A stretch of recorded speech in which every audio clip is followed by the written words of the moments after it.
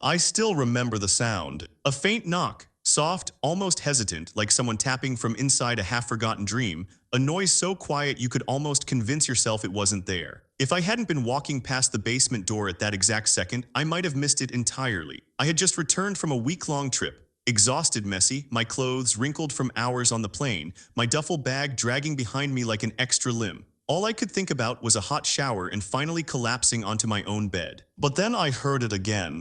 A quiet knock, then a voice. A voice I knew better than anyone else's in the world, my wife's voice. Calling my name from behind a locked basement door. Even now, thinking about it, my heart jumps, because at that moment I didn't feel fear. I felt confusion, pure dizzying confusion. Why would my wife be inside the basement?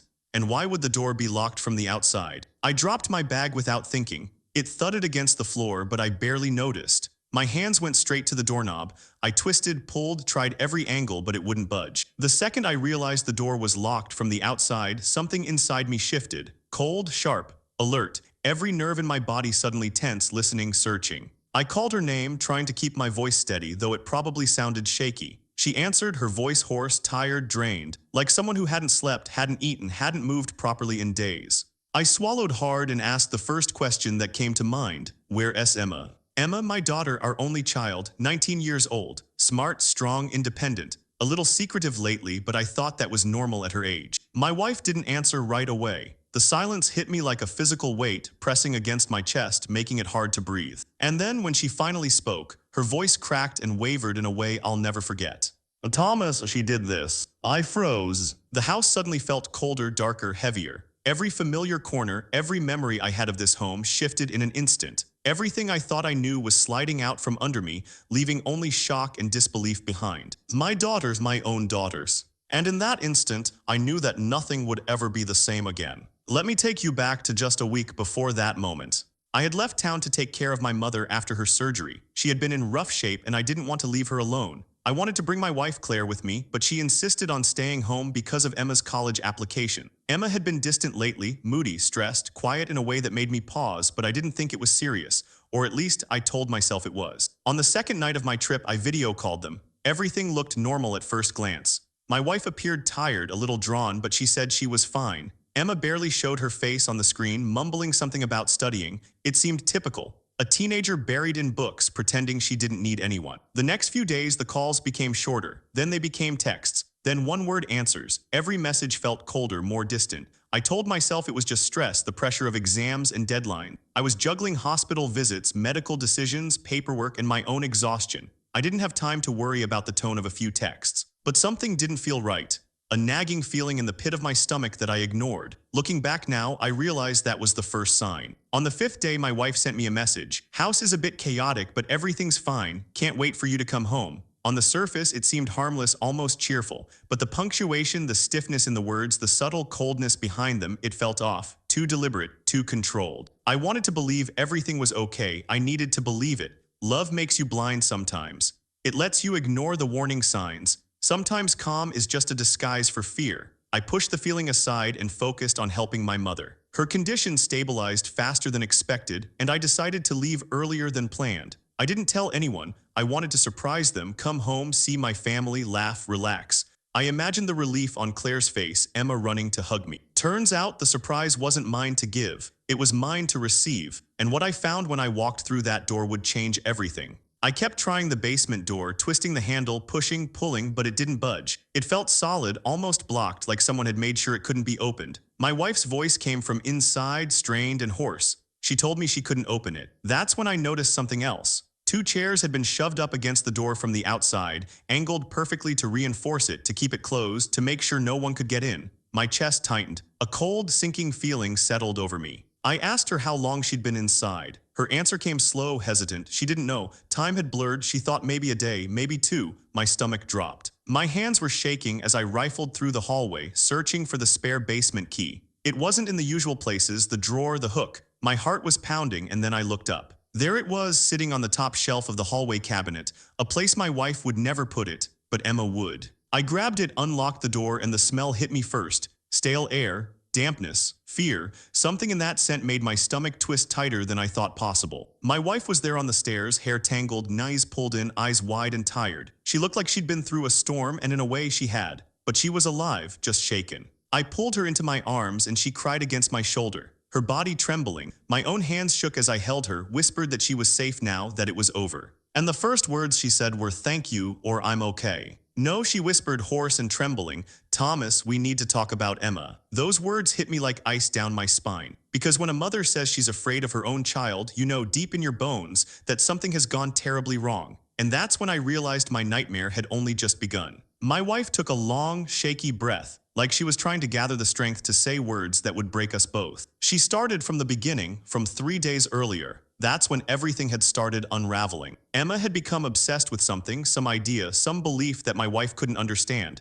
She accused Claire of hiding things from her, of lying, of trying to control her future. None of it made sense. None of it. But what terrified my wife the most wasn't the words. It was the calmness in Emma's eyes. She stared at me like she didn't know me, my wife whispered, her hands trembling, like I was the enemy. The argument escalated, not physical, no, it didn't come to that, but emotionally it tore them apart. Emma had barricaded the basement, forcing my wife inside, saying she needed space and control. My wife begged her to stop. She cried, she pleaded, but Emma didn't listen. She locked the door and left my wife there. She brought food a couple of times, barely spoke, she didn't check, she didn't comfort, she didn't care. Listening to Claire, I felt a mix of anger and heartbreak building inside me, because this wasn't teenage rebellion. This wasn't stress or hormones. This was something darker, something deliberate. I asked the question neither of us wanted to ask. Why would she do this? My wife hesitated, staring down at her hands. Then, in a voice so quiet it barely carried, she said something I never expected. She was afraid we were going to send her away. Send her away where? I asked, my mind racing. To a therapist, Claire said, looking up at me now, eyes haunted. A therapist? The words hit me like ice water down my spine. Why would Emma think that? What had made her believe we were going to do that to her? Before I could ask another question, before I could even digest the weight of what Claire had just told me, a sound came from behind us. The front door closing. Emma was home. I walked into the living room and there she was. Emma, backpack slung over one shoulder, hair slightly messy, eyes colder than I had ever seen them. Her expression was unreadable, like a wall built between us. She looked surprised to see me home early, but that surprise quickly shifted into something else. Something smaller, sharper, a flicker in her eyes when they landed on my wife standing behind me. That tiny movement told me everything. She knew the secret was out. I tried to keep my voice calm, steady, and asked her to sit down. Her voice trembled not with fear but with anger. You weren't supposed to come home today, she spat. That sentence wasn't a complaint, it was an accusation, a challenge, a warning. I asked her why she had locked her mother in the basement. She rolled her eyes, dismissing the question, said it wasn't a big deal, that my wife was overreacting, that she needed space and Claire wouldn't give it. But then her words shifted into something more worrying, something deeper. She said my wife had been messing with her life, trying to control her choices, trying to stop her future. Every sentence was a storm, a buildup of confusion, fear, and resentment she had carried for months without telling anyone. And then I realized, Emma wasn't just angry, she was lost. She was drowning in feelings she didn't know how to express. And locking her mother away had been her twisted, desperate attempt to gain control. I told her plainly, firmly, that what she had done was wrong, dangerous, hurtful. She didn't apologize, she didn't flinch, she didn't even seem to hear me. Instead, she said something that cut deeper than anything else. You never listened to me, either of you. Those words stung, not because of the act itself, not because of the basement, but because there was truth in them. Truth about what we had missed, what we hadn't seen coming, what we had ignored. And now that silence, that misunderstanding, that fracture, it was breaking our family apart. This is where the story takes a sharp turn. Most revenge stories are about payback, about exposing someone, about turning the tables and making them feel what they've done to you. But what do you do when the person who betrayed you is your own child? How do you take revenge on a wound that lives inside your family, on a fracture that runs deeper than anger or money or mistakes? I realized the truth that night, sitting on the couch with my wife, holding her hand while Emma's words and actions replayed in my mind. The revenge wasn't against Emma, not really. The betrayal had happened, yes, but punishing her the way she had punished Claire would only break us further. The real enemy wasn't the person. It was the silence, the distance, the misunderstandings that had been growing unnoticed between us for months, maybe years.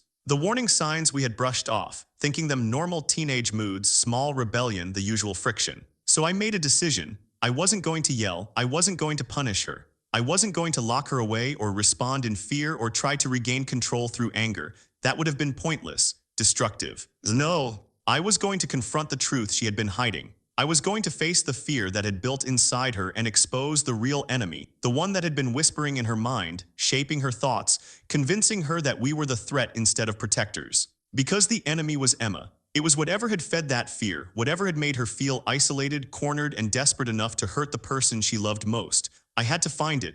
I had to understand it. And then I was going to tear it down piece by piece until it could no longer poison her mind or our family. That night I felt a strange calm, a sense of purpose. The path forward wasn't about revenge for me, it was about restoring truth, about reclaiming what had been stolen by fear and secrecy. It was about saving my daughter even from herself. And somehow, I knew that only by facing the darkness head-on could we ever hope to heal. Later that night, when the house had finally quieted down, Claire went into Emma's room to tidy a few things. That's when she found it. A notebook tucked under a pile of clothes, the pages filled edge to edge with tiny, cramped handwriting. Page after page of thoughts, fears, and beliefs Emma had never shared with us. Notes about college pressure, about feeling alone, about thinking she would disappoint us, about feeling like she had no control over her life. Every sentence pulsed with anxiety and confusion, but the last section broke me. She had convinced herself that we were planning to send her away. Not to a therapist casually, not to a program to help her cope, but away because she was good enough. She had misunderstood a casual conversation Claire had with a friend. She thought we were plotting something behind her back. She thought we were trying to fix her. And in her mind, she had to act. She spiraled quietly, silently, right under our noses, and we didn't notice. We hadn't seen the warning signs. We hadn't known our daughter felt so trapped, so terrified, that she would lock away the person she loved most. That guilt hit me harder than anything else in my life. When I confronted her again, I didn't speak with anger. I didn't yell, I didn't lecture. I spoke with honesty. I told her we loved her, that we were scared too,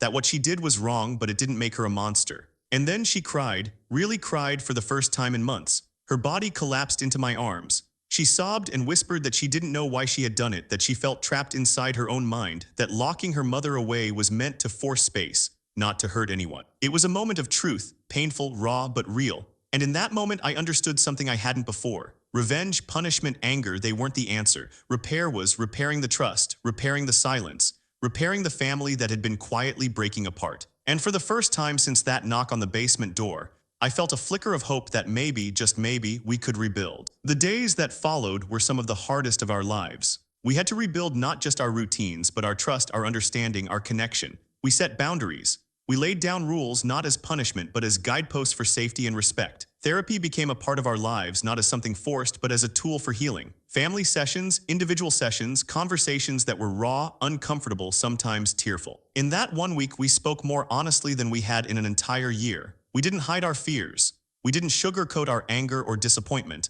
We named it, faced it, worked through it. Claire forgave Emma, slowly, carefully, but fully. And Emma apologized truly, deeply, again and again. She faced the consequences of her actions without excuses, without blame, without trying to hide behind fear or misunderstanding. And little by little, the three of us began to stitch our family back together. Not perfectly, not instantly. There were setbacks, moments of doubt, moments where the past felt heavier than the present. But there was honesty now. That was new. That was real. And honesty, we realized, was the one thing we had avoided for far too long. It was messy. It was hard, but it was ours.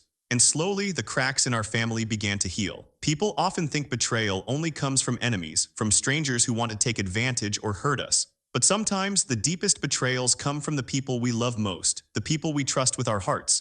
And often, it isn't because they want to cause harm. It's because they don't know how to express their own fear, their own pain, their own confusion. I learned that revenge doesn't always mean striking back. Sometimes the real victory isn't in punishment or anger. Sometimes it's in stopping the cycle of hurt before it spreads, before it destroys everything around it. If there's one lesson I carry from this experience, it's this. Silence inside a family is far more dangerous than any argument. Speak before fear turns into distance. Listen before confusion builds walls that can't easily be climbed. Love with honesty, even when it's uncomfortable, even when it feels awkward or raw. Because in the end, it was that honesty that saved us. It gave us a chance to heal, to understand, to rebuild. And I hope that anyone hearing this story can take that to heart, because it might save someone else too. It might save a family. It might save a life. And it might prevent a small misunderstanding from becoming a heartbreak that lasts for years. We survived, we're still together, not perfect, not without scars, but real. And that's more than enough.